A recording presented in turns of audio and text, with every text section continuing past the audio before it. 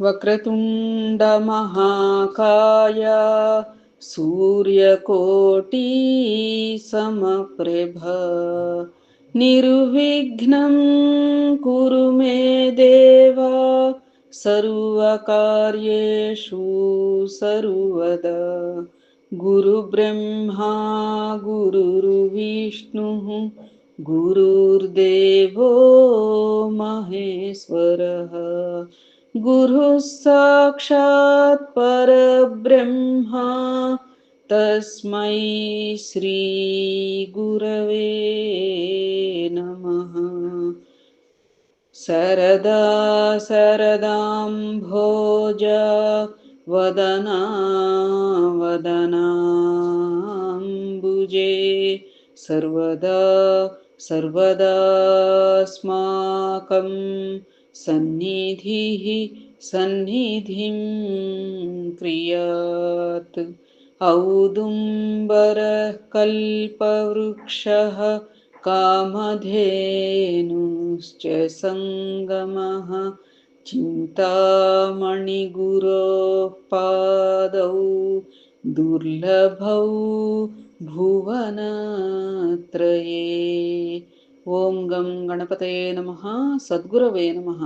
శ్రీ మహాసరస్వత్యై నమః. ఓం ద్రాం దత్తాత్రేయాయ నమః. మనం శ్రీ గురు చరిత్ర నేటి పారాయణ రీత్యా 47, 48 అధ్యాయాలు చెప్పుకోవడానికి ప్రయత్నం చేద్దామమ్మా. 45, 46 అధ్యాయాల పరంగా ఆ యొక్క నరకేశ్వర శర్మ వృత్తాంతం గురించి చాలా విపులంగా చెప్పుకున్నాము. 47వ అధ్యాయ పరంగా ప్రస్తావన ఏమిటి అంటే, శ్రీ గణేశాయ నమః, శ్రీ సరస్వత్యై నమః, శ్రీ గురుభ్యో నమః. తనివి తీరని సద్గురు కథ రసపానాసక్తి శ్రీ దత్తానుగ్రహానికి చిహ్నమని సిద్ధుడు మరలా ఈ 47, 48, 49 అధ్యాయాలలో కూడా హెచ్చరిస్తున్నాడు.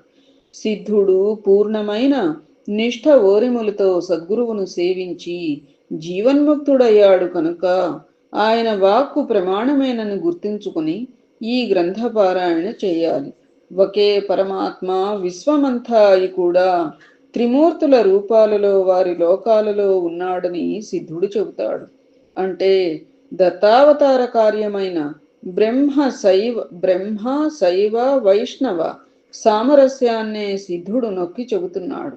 ఆ రూపాలలో ఆయా లోకాలలో ఆవిర్భవించిన పరమాత్మే భక్తులను ఉద్ధరించడానికి భూమి మీద సంచరిస్తున్నాడని చెప్పి సద్గురువులో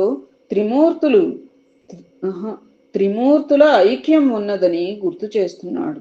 భగవంతుడు ప్రతి యుగంలోనూ అలా అవతరిస్తాడని చెప్పడం వలన ముందటి అధ్యాయాలలో చెప్పినట్లు సద్గురు సేవకులను సమీపించవద్దని భగవంతుడు కలిపురుషునికి చెప్పినందువలన మనము అట్టి సద్గురువుని సేవిస్తే ఈ కలిమలానికి వెరవనవసరం లేదని సిద్ధుడు హెచ్చరిస్తున్నాడు.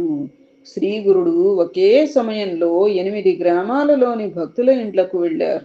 ఇట్టి లీలలు ఎన్నో షిరిడీ సాయినాథుని చరిత్రలో చూడవచ్చు.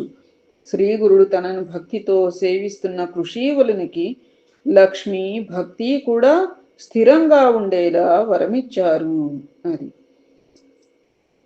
లక్ష్మి చంచలమని లోక ప్రసిద్ధి. మోక్షకారకులైన కళ్యాణ గుణాలే అసలైన లక్ష్మి అని మహర్షి వాక్యం.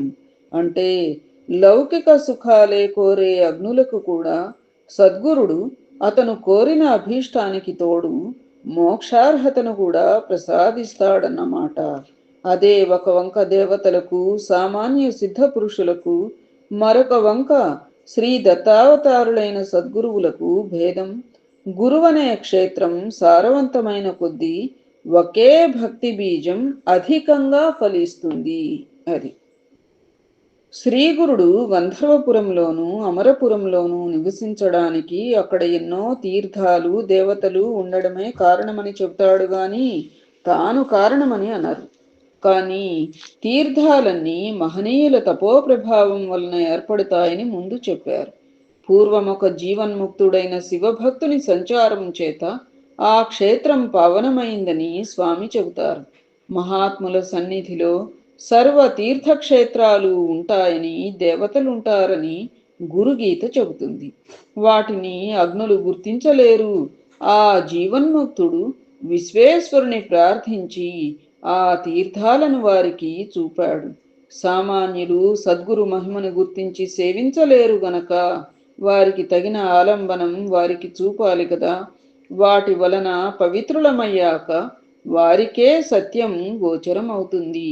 ఆ జీవన్ముక్తుడు దైవం తన కన్యమైనట్లు ప్రార్థించటం శ్రీగురుడు షిరిడి సాయిబాబాల వలె సాధులోకానికి మార్గదర్శకం మాత్రమే. శ్రీగురుడు రత్నాదేవి జన్మాంతంలో అనుభవించవలసిన దుష్కర్మ ఫలాన్ని పోగొట్టారు. సద్గురువు కర్మను కూడా నశింపచేయగలరని, కానీ అందుకు భక్తులకెంతో భక్తి శ్రద్ధలుండాలని మనం తెలుసుకోవాలి. రత్నాదేవి అంటే వాళ్ళ శ్రీగురుని పూర్వాశ్రమంలో వాళ్ళ సోదరి కదా. సరే, కథారంభం. శ్లోకం ఏమిటి అంటే, అష్టమూర్తిధరోప్యష్టగ్రామగో భక్తవత్సలః దీపావళ్యుత్సవే భూత్స శ్రీదత్త శరణం మమ అని. నామధారకుడు కోరిన ప్రకారం అటుపై కథ సిద్ధయోగి ఇంకా ఇలా చెప్పసాగాడు. నీవు ఎంతో అదృష్టవంతుడివి కనుకనే ఈ కథ పట్ల ఇంత శ్రద్ధాసక్తులు కలిగాయి. ఈ కథ వినడం వలన పతితులు కూడా పావనులవుతారు. ఒకప్పుడు దీపావళి పండుగకు ముందు 7 సన్నిహిత భక్తులు స్వామిని దీపావళికి ముందు వచ్చే ధనత్రయోదశి పర్వదినాన తమ తమ ఇండ్లకు భిక్షకు ఆహ్వానించాలని గణగాపురం వచ్చారు. ఆ 7 ఆ చుట్టుప్రక్కలున్న 7 గ్రామాలకు పెద్దలు. వారి ప్రార్థన విని స్వామి, ఒకే సమయంలో మీరందరూ ఆహ్వానిస్తే మేము అదే రోజు అందరి ఇళ్లకు రావడం ఎలా సాధ్యం? అలా అని మీలో ఎవరి కోరికను మేము కాదనలేము. కనుక మీలో మీరు సంప్రదించుకుని ఒక నిశ్చయానికి వచ్చి ఎవరింటికి రమ్మంటే అక్కడకు రాగలం అన్నారు. అప్పుడు ఆ 7 స్వామి తమ ఇంటికి రావాలి అంటే తమ ఇంటికి రావాలి అని వాదించుకోసాగారు. వారు ఎంతకు ఒక నిశ్చయానికి రాలేకపోయేసరికి స్వామి నవ్వుతూ, మీరు వాదించుకోవడం ఎందుకు? మీ అందరికీ మాపై విశ్వాసం ఉన్నది కనుక ఆ విషయం మా ఇష్టానికే విడిచిపెట్టండి. ఆ రోజు మాకు తోచిన చోటికి మేమే వస్తాం అన్నారు. అప్పుడు ఆ భక్తులు నమస్కరించి, స్వామి, మా శక్తి సామర్థ్యాలు స్థితిగతులు ఎంచక మా అందరినీ సమానంగా మన్నించండి అన్నారు. కానీ స్వామి వారిలో ఎవరింటికి రాకపోతే వారు నదిలో దూకి ప్రాణాలు విడుస్తామని శపథం చేశారు. వారిలో పేదవారు, అయ్యా, మేము పేదవాళ్లమని మమ్ము ఉపేక్షించవద్దు. అలనాడు శ్రీకృష్ణుణ్ణి రారాజైన దుర్యోధనుడు ఆహ్వానించిన అతని పదవి నెంచక తమనే నమ్ముకున్న నిరుపేద అయిన విదురుని ఇంటికే ఆ భగవంతుడు అతిథిగా వెళ్ళాడు గదా. అలానే మీరు కూడా మా ప్రార్థనను త్రోసిపుచ్చవద్దు అని ఎవరికి వారే వేడుకున్నారు. అప్పుడు స్వామి, మీరు మీ ఇంటికి వెళ్ళండి. ఆనాడు మాకై మేమే రాగలం, సందేహించవద్దు అని వాగ్దానం చేశారు. ఆయన ఎవరి ఆహ్వానాన్ని మన్నిస్తారో అన్న సందేహంతో ఆ 7 అలాగే నిలబడిపోయారు. అప్పుడు ఆయన ఒక్కొక్కరినే ప్రక్కకు పిలిచి, మేము మీ గ్రామానికే వస్తాం, కానీ ఈ మాట ఇంకెవరికీ చెప్పవద్దు అని రహస్యంగా చెప్పారు. అప్పుడు వాళ్ళు ఎవరికి వారే స్వామి తన ఇంటికే రాగలరని తలంచి ఇతరులకు ఏమీ చెప్పకుండా స్వామి వద్ద సెలవు తీసుకుని వెళ్ళిపోయారు. కానీ స్వామి ఆ పండగ నాడు ఏ ఊరో వెళతారని అచ్చటి వారందరికీ తెలిసిపోయింది. గంధర్వపురవాసులు వెంటనే వారి వద్దకు వచ్చి ఆ పర్వదినాన తమను విడిచి ఎక్కడికి వెళ్ళొద్దని వాళ్ళు బ్రతిమలాడుకున్నారు. వారితో స్వామి, మేము ఆనాడు ఇక్కడనే ఉంటాం, ఎక్కడికి వెళ్ళం అని మాట ఇచ్చి అందరినీ ఊరడించారు. చివరకు ధనత్రయోదశి రానే వచ్చింది. ఆ రోజుకు 7 గ్రామాల పెద్దలు శ్రీగురుడు తప్పక తమ ఇంటికే రాగలరని తలచి ఎవరికి వారు ఎంతో వైభవంగా ఏర్పాట్లు చేసుకున్నారు. ఆయా గ్రామస్తులు కూడా స్వామికి ఘన స్వాగతము, పూజలకు సిద్ధమయ్యారు. కానీ గంధర్వపురంలోని శ్రీగురుడు ఆ గ్రామం విడిచి ఎక్కడకు వెళ్ళక మఠంలోనే ఉండిపోయారు. ఆనాటి సాయంత్రం మంగళ స్నానం చేసే సమయంలో శ్రీగురుడు 7 రూపాలలో ఆ గ్రామాలకు వెళ్ళారు. అయినప్పటికీ 8వ రూపంతో గంధర్వపురంలోని తమ మఠంలోనే ఉండి అచ్చటి వారి పూజలందుకున్నారు. కొద్ది రోజులు ఆయన ఒక గ్రామానికి వెళ్ళిన సంగతి మరొక గ్రామానికి పొక్కకుండా ఉండిపోయింది. అయినప్పటికీ ఆ కార్తీక మాసంలో త్రిపురోత్సవానికి స్వామికి కార్తీక పూర్ణిమ దీపతోరణాలు సమర్పించుకోవడానికి అన్ని గ్రామాల నుండి భక్తులు గంధర్వ నగరం చేరుకున్నారు. వాళ్ళందరూ అంతకు 15 రోజుల ముందు తమ తమ గ్రామాలలో జరిగిన ధనత్రయోదశి ఉత్సవ విశేషాలు చెప్పుకుంటూ ఉండగా ఒకరి మాటలు ఒకరికి నమ్మలేనివిగా తోచాయి. ఎవరికి వారు శ్రీగురుడు తమ ఇంటనే భిక్ష చేశారని చెప్పుకుంటూ ఒకరి మాటను ఒకరు ఖండించుకున్నారు. ఎవరికి వారే ఆనాడు స్వామికి తాము సమర్పించుకున్న శాలువలు కానుకలు నిదర్శనంగా చూపించి తమ మాటలు నిజమని నిరూపించుకోగలమంటున్నారు. అదంతా వింటున్న గంధర్వ ప్రవాసులు నవ్వి, మీ అందరికీ పిచ్చి పట్టిందా ఏమిటి? దీపావళి నాడు స్వామి ఎక్కడకు వెళ్ళనే లేదు. స్వామిని మేమే కదా ఇక్కడ ప్రత్యక్షంగా పూజించుకున్నాం అని మందలించారు. అప్పుడు స్వామి, నాయనలారా, మీరు ఎవ్వరూ వాదులాడుకోవద్దు. మీలో ఎవ్వరూ అబద్ధం చెప్పటం లేదు. మేము అంతటా ఉన్నాం కదా అన్నారు. స్వామి ఆనాడు అన్ని రూపాలు ధరించి అందరి పూజలు అందుకున్నారన్న రహస్యం అప్పుడు బయటపడింది. అందరూ ఆశ్చర్యచకితులై అటువంటి లీల తామెన్నడూ కనీ విని ఎరుగమని చెప్పి స్వామిని స్తుతించుకున్నారు. ఎంతటి కవులకు వర్ణించ సాధ్యము కాని ఆ లీల త్రిమూర్తి రూపమైన అవతార పురుషునికి మాత్రమే సాధ్యమని కీర్తించుకున్నారు. కనుక నామధారక, శ్రీ గురు స్మరణకు మించిన జ్ఞానమేమున్నది? శ్రీ గురుడే త్రిమూర్తి స్వరూపం. ఆయనకు మించిన దైవమే లేడు. ఈ సంసార సాగరాన్ని దాటడానికి శ్రీ గురు పాదసేవకు మించిన నావయే లేదు. గురు కథామృతాన్ని మించిన అమృతమే లేదయ్యా అన్నారు సిద్ధయోగి. శ్రీదత్తాయ నమః. శ్రీ శ్రీపాద శ్రీవల్లభాయ నమః. శ్రీ నృసింహ సరస్వత్యై నమః. 47వ అధ్యాయం సంపూర్ణం. 48వ అధ్యాయ ప్రారంభం. శ్రీ గణేశాయ నమః. శ్రీ సరస్వత్యై నమః. శ్రీ గురుభ్యో నమః. అపక్వం ఛేదయిత్వాపి క్షేత్రం శతగుణం తతః ధాన్యం శూద్రాయ యోదాత్ స శ్రీదత్తః శరణం మమ. స్వామి, ఈ గంధర్వపురంలో శ్రీగురుడు ఇంకేమి చేశారో చెప్పండి అని కోరిన నామధారకునితో సిద్ధుడు ఇలా చెప్పారు.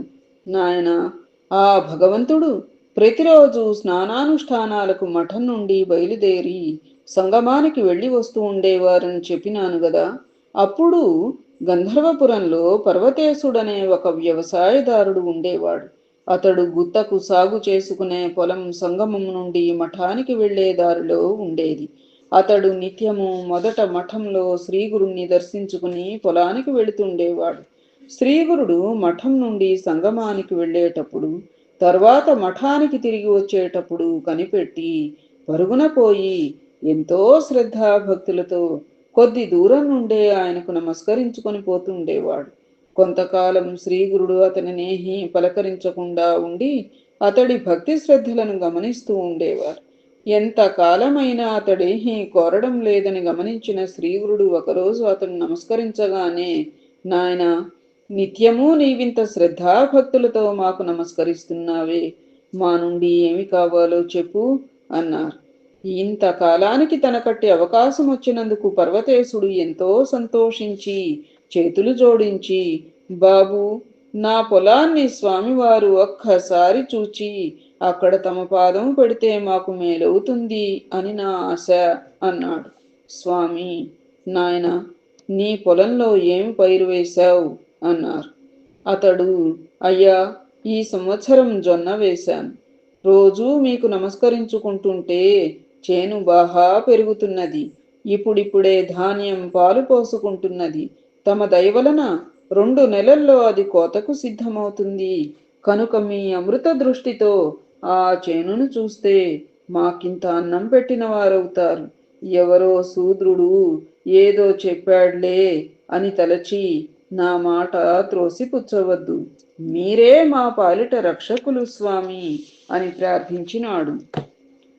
శ్రీగురుడు సరే పద చూచివద్దాం అని చెప్పి అతనితో కూడా చేను వద్దకు వచ్చారు. ఏపుగా పెరిగిన పైరును కలయజూస్తూ, ఏమిరా, మేము చెప్పింది చేస్తానంటే ఒక్క మాట చెబుతాను అన్నారు. ఆ రైతు, తండ్రి, మీ మాట జవదాటుతానా? మా క్షేమం కోరి చెప్పేవారు మీరు కాక మరెవరున్నారు? మీరొక మాట చెప్పిన తరువాత నాకు వేరొక తలంపే ఉండదు. స్వామికి తెలియనిది ఏమున్నది? గురువాజ్ఞ విషయంలో నాకు మరి ఏ ఆలోచన లేదు అన్నాడు. చూడండి అతని నిశ్చల భక్తి. ఉమ్.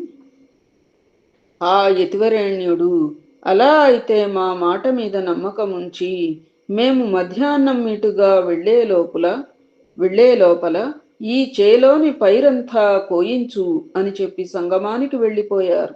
ఆ పాలిగాపు వారి ఆజ్ఞను అక్షరాల పాటించదలచి వెంటనే ఊరిలోనున్న ఆ పొలం ఆసామి వద్దకు వెళ్ళి ఆ ముందటి సంవత్సరం అతనికి చెల్లించిన ప్రకారమే ఈ సంవత్సరం కూడా గుత్త చెల్లిస్తానని, పైరు కోయడానికి అనుమతి పత్రం ఇయ్యమని కోరాడు.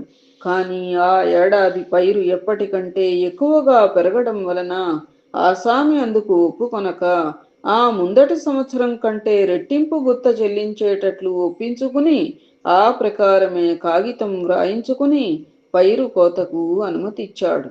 కాపు వెంటనే కూలీలను పిలుచుకుని పొలం వద్దకెళ్ళాడు. పైరుకు ఇంకా పాలు పట్టే సమయంలోనే అతను కోత కోయిస్తున్నాడేమా అని కూలీలు కూడా ఆశ్చర్యపోయారు. కానీ తమకెందుకు, తమకు కూలి దక్కుతుందన్న తలంపుతో పనిలో దిగారు. అంతలో ఆ సంగతి తెలిసి అతని భార్యాబిడ్డలు నెత్తి నోరు మొత్తుకుంటూ వచ్చి అతనికి అడ్డుపడ్డారు. వాళ్ళని పొమ్మని ఎంత చెప్పినా వాళ్ళు అడ్డు తొలగకపోయేసరికి అతడు వాళ్ల మీద రాళ్లు రువ్వసాగాడు. వాళ్ళు భయపడి పరుగు పరుగున న్యాయాధికారి వద్దకు వెళ్ళి, మహాప్రభు, మా వారికి దయ్యం పట్టిందో ఏమో గాని కంకులింకా ముదరక ముందే పైరు కోయిస్తున్నాడు. వద్దని అడ్డుపోతే మమ్మల్ని రాళ్లతో కొడుతున్నాడు. ఎవరో సన్యాసి చెప్పిన మాటలు విని పంటకొస్తున్న పైరే చేతులారా పాడు చేస్తున్నాడు. ఇంకొక నెల రోజుల్లో చేతికొస్తుందని మేము ఆశపడుతూ ఉంటే ఆ కాస్త ఇలా నాశనమైపోతున్నది. మీరైనా అతనిని నిగ్రహించండి అని గొల్లున ఏడ్చారు. ఆ న్యాయాధికారి, మీరు నాతో చెబితే నేనేం చేయగలను? ఏమైనా చేయగలిగితే యజమానే చేయగలడు కనుక అతనితో చెప్పుకోండి అని చెప్పి వారిని పంపివేశాడు. వాళ్ళు అప్పుడు ఆ పొలం యజమాని వద్దకు వెళ్ళి మొరపెట్టుకుంటే అతను, వాడిష్టం, వాడేం చేసుకుంటే నాకెందుకు? క్రిందటి సంవత్సరం కంటే రెట్టింపు గుత్త నాకిచ్చేలా వ్రాయించుకున్నాను. అయినా మీరింతగా గోల పెడుతున్నారు గనక మా మనిషిని పంపి వాడిని వారించడానికి ప్రయత్నం చేస్తాను, మీరెళ్ళండి అని చెప్పి ఒక మనిషిని పంపాడు. ఆ మనిషి పొలం వద్దకు వెళ్ళి అడ్డు చెప్పగానే ఆ సేద్యగాడు, ఏమయ్యా, కాగితం వ్రాయించుకున్న ప్రకారం యజమాని నా నుండి ధాన్యం తీసుకోవాలే గాని నేనేం చేసుకుంటే అతనికి ఎందుకు? ఆయనకు ఇయ్యవలసిన ధాన్యం మా ఇంటి గాదిలోనే ఉన్నది. అది చాలకుంటే వాటికి బదులు చెల్లించడానికి నా దగ్గర కావలసినన్ని పశువులున్నాయి గదా అని చెప్పాడు. అతనిని వెనుకకు పంపేశాడు. అంతటితో యజమాని ఊరుకున్నాడు. పర్వతేశుడు పైరు కోత త్వరగా పూర్తి చేయించి కొడవళ్ళు కట్టకట్టించి అవతల పెట్టించి శ్రీగురుణ్ణి స్మరిస్తూ ఆయన సంగమం నుండి మఠానికి వెళ్లే దారిలో ఆయన రాకకై ఎదురు చూస్తూ కూర్చున్నాడు. కొంతసేపటికి అటుగా వస్తున్న శ్రీగురునికి అతడు నమస్కరించి వారిని పొలం వద్దకు తీసుకువెళ్ళి ఆ కోసివేసిన పైరు చూపాడు. స్వామి అది చూచి ఆశ్చర్యం నటిస్తూ, అయ్యో, నీవు అనవసరంగా పైరంతా కోత కోయించేశావే. నేనేదో పరిహాసంగా అంటే అన్నంత పని చేశావే. ఎంత పని చేశావయ్యా? పాపం ఇప్పుడు నీ జీవనం ఎలా? యజమానికి ధాన్యం ఎలా ఇస్తావు? అమాయకుడా, పాండని పైరు కోసి అంతా వ్యర్థం చేశావు గదరా అన్నారు. కానీ పర్వతేశుడు కొంచెమైనా జంకకుండా, అసలు అతని నిశ్చల భక్తి చూడండి, ఆయనకు నమస్కరించి, స్వామి, నాకు గురువాక్యమే ప్రమాణం. అదే మాకు శ్రీరామ రక్ష. మీరుండగా మాకేం భయం అన్నాడు. అతని విశ్వాసానికి శ్రీగురుడు లోపల సంతోషించి, నీకు అంత దృఢమైన విశ్వాసం ఉంటే అలాగే అవుతుందిలే అని నిర్వికారంగా మఠానికి వెళ్ళిపోయారు. ఆ కాపరి కూడా శ్రీగురుడు కనుమరుగయ్యేదాకా తదేకంగా ఆయనను చూచి నిశ్చింతగా ఇంటికి వెళ్ళాడు. దారిలో అతన్ని చూచిన వారంతా ఎన్నెన్నో మాటలన్నారు, కానీ అతడవేహీ పట్టించుకోలేదు. పర్వతేశుడు ఇల్లు చేరేసరికి అతని భార్య తమకా సంవత్సరం నోటి వద్దకొచ్చిన కూడు పాడైపోయిందని భోరుభోరున ఏడుస్తున్నది. అతను మాత్రం ఎంతో నిబ్బరంగా, ఓ శివెరిదానా, నీవల ఏడవకూడదే. ఆ గురుదేవుల వాకే మన పాలిట కామధేనువు. వారి మహిమ మూఢులకేమి తెలుస్తుంది? ఆయన సాక్షాత్తు పరమేశ్వరుడే మనకాయన పెన్నిధిలా దొరికాడు. వారి దయ ఉంటేనే అందరం సుఖంగా బ్రతకగలం. మామూలుగా పండవలసిన పంట కంటే ఎన్నో రెట్లు ఎక్కువగా ఆయన ప్రసాదిస్తారనే నమ్మకం నాకు ఉన్నది అని చెప్పి ఆమెను ఓదార్చినాడు. అతని మాటలు విన్న ఇరుగు పొరుగు వారందరూ చోద్యం చూడవచ్చి అతని మూఢ విశ్వాసానికి నివ్వెరబోయి నవ్వుకుంటూ వెళ్ళిపోయారు. వారం రోజులు గడిచాయి. 8వ రోజు నుండి విపరీతమైన చలిగాలి వీచనారంభించింది. దాని వలన చుట్టుప్రక్కల చేలన్నీ వాలిపోయి తాలు ధాన్యం ఏర్పడింది. అంటే గింజలు లేకుండా ఉత్తగా తప్పల్లాగా అన్నమాట. దానికి తోడు ఆ పుష్యమాసంలో భారీ ఎత్తున అకాల వర్షం కురిసింది. అంతటితో మిగిలిన పైరులన్నీ పూర్తిగా పాడైపోయినాయి. కానీ పర్వతేశుని పొలంలో మాత్రం కోయబడిన పైరు మొక్కల మొదళ్ల నుంచి ఒక్కొక్క మొక్కకు 10-11 చొప్పున పిలకలు వచ్చాయి. పైరు ఏపుగా పెరిగి అమితంగా పండింది. అది చూచిన వారందరూ నిర్ఘాంతపోయారు. అతని భార్య కూడా అమిత సంతోషంతో భర్త కాళ్ల మీద పడి అతని భార్య కూడా అమిత సంతోషంతో తన భర్త కాళ్ల మీద పడి, అయ్యా, తెలియక నేనెంతో గొడవ చేసి మీ మనస్సును ఎంతగానో నొప్పించాను. తెలివి తక్కువ వలన ఏమేమో నోటికొచ్చినట్లు మాట్లాడాను. చివరకు ఆ మహానుభావుణ్ణి కూడా నిందించినాను. అది ఎంత తప్పో ఇప్పుడు తెలుసుకున్నాను. అదంతా మనస్సులో పెట్టుకోక నన్ను క్షమించు అని ప్రాధేయపడింది. అప్పుడు ఆ భార్యాభర్తలు ఆ పొలానికి నమస్కరించుకొని భూమి పూజ చేసి శ్రీగురుని వద్దకు వెళ్ళి ఆయన పాదాల మీద పువ్వులు వేసి నమస్కరించుకున్నారు. స్వామి నవ్వి, ఏమిటి విశేషం అన్నారు. ఆ దంపతులు నమస్కరించి, స్వామి, మీ దయ వలన మేము కోరిన దానికంటే ఫలితం ఎంతగానో ఎక్కువ వచ్చింది. మిమ్మల్ని మించిన కామధేనువు సత్యమూర్తి భూమి మీద ఇంకెవరున్నారు? అమృతం వంటి మీ మాట అందరూ వినదగినది. అది ఏ అందరి పాలిటి పెన్నిధి. మీ చూపు పాపులను కూడా పావనం చెయ్యగలదు అన్నారు. పర్వతేశుని భార్య, స్వామి, నేను తెలియక మొదట ఏమేమో అన్నాను. మన్నించి మమ్మల్ని మీరు ఎప్పుడూ ఇలానే కాపాడాలి. మీరే మాకు దిక్కు. మేమెల్లప్పుడూ మిమ్మల్ని ఇలాగే కొలుచుకునేలా అనుగ్రహించండి అని విన్నవించుకున్నది. తరువాత ఆ దంపతులు స్వామికి నీరాజనమిచ్చారు. వారి భక్తిని చూచి సంతోషించి శ్రీగురుడు అఖండ శ్రీరస్తు అని ఆశీర్వదించి వాళ్లను పంపివేశారు. ఆ దంపతులెంతో సంతోషంగా ఇంటికి పోయారు. నెల గడిచేసరికి పర్వతేశుని పంట పండి కంకులు అద్భుతంగా బయటికొచ్చాయి. నిజానికి ఆ ముందటి సంవత్సరం కంటే ఎన్నో రెట్లు ఎక్కువగా ధాన్యం పండింది. ఆ కాపు ధాన్యం నూర్చి రాసిపోసి ఆసామి వద్దకు పోయి, అయ్యా, చూచారా, స్వామి దయవలన పైరు ఎంత బాగా పండిందో. మీకు కూడా మనం ఒప్పందం చేసుకున్న దానికంటే ఎక్కువే ఇస్తాను, తీసుకోండి. అయినా నాకింత ఎక్కువగా పండింది గనక మనిద్దరము చెరిసగం తీసుకొనడం న్యాయమని నాకు అనిపిస్తున్నది. మీరు వెంటనే వచ్చి మీ భాగం మీరు తీసుకుపోండి అని చెప్పాడు. కానీ ఆ ఆసామి ధనాశకు లోబడక ధర్మానికి అంటిబెట్టుకొని తను ఒప్పందం చేసుకున్న దానికంటే కొంచెం కూడా ఎక్కువ తీసుకొనడానికి అంగీకరించలేదు. అది సాయిరామ్. అది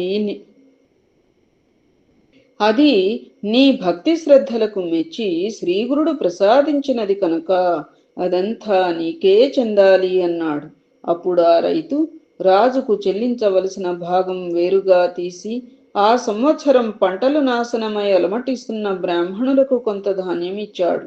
అటుపైన మిగిలినదంతా బండ్ల మీద వేసి ఇల్లు చేర్చుకున్నాడు. నామధారక, శ్రీగురుని మాహాత్మ్యం ఎంతటిదో చూచావా? గురు భక్తే అభీష్టాలన్నింటినీ ప్రసాదించగలదు. శ్రీదత్తాయ గురవే నమ. శ్రీ శ్రీపాద శ్రీవల్లభాయ నమ. శ్రీ నృసింహ సరస్వత్యై నమ. 47, 48 అధ్యాయాలు సంపూర్ణం. ఏతత్ఫలం సర్వం సద్గురు చరణారవిందార్పణమస్తు. సద్గురవే నమ. శ్రీమాత్రే నమ. ఓం ద్రాం దత్తాత్రేయాయ నమ. శుభం భూయాత్.